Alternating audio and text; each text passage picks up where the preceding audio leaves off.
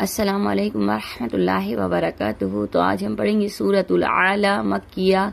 اس کی 19 آیتیں ہیں اور رکوع اس کا 1 ہے۔ تو پہلے ہم اس کو آرام آرام سے پڑھیں گے تاکہ ہم ہر آیت کو سمجھ سکیں۔ چلیے ہم سبق شروع کرتے ہیں۔ بسم اللہ الرحمن الرحیم۔ تو یہاں پہ دیکھیے گا لام کی آیت ہے، یہاں پہ بھی لام کی آیت ہے، تو چاہیں تو آپ اس کو ملا کے پڑھ لیں اور چاہے تو آپ یہاں پہ رک جائیں۔ ٹھیک ہے، ہم یہاں پہ رکیں گے۔ سبح اسم ربک الاعلی، اب یہاں پہ زبر لگا کے پڑھیں گی۔ الذی خلق فسوی والذی قدر فہدی۔ اب دیکھیے گا یہاں پہ سواد بھی ہے، لام بھی ہے، سواد کے معنی ملا کے پڑھنے کے ہیں، تو ہم نے یہ سورت کو ملا کے پڑھ لیا یہاں سے یہاں تک۔ ٹھیک ہے۔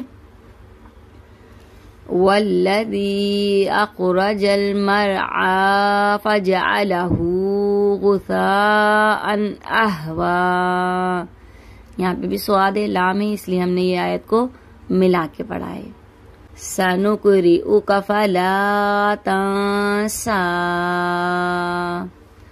الا ما شاء اللہ۔ یہاں پہ اللہ کے لام کو پور پڑھیں گے۔ انہ یعلم الجہر وما یخفی ونیسرک للیسری فذکر ان نفعت الذکری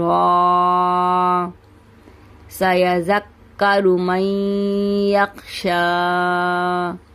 وَيَتَجَنَّبُهَا الْأَشْقَى الَّذِي يَصْلَى النَّارَ الْكُبْرَى ثُمَّ لَا يَمُوتُ فِيهَا وَلَا يَحْيَى قَدْ أَفْلَحَ مَن تَزَكَّى وَذَكَرَ اسْمَ رَبِّهِ فَصَلَّى بل تؤثرون الحیاة الدنیا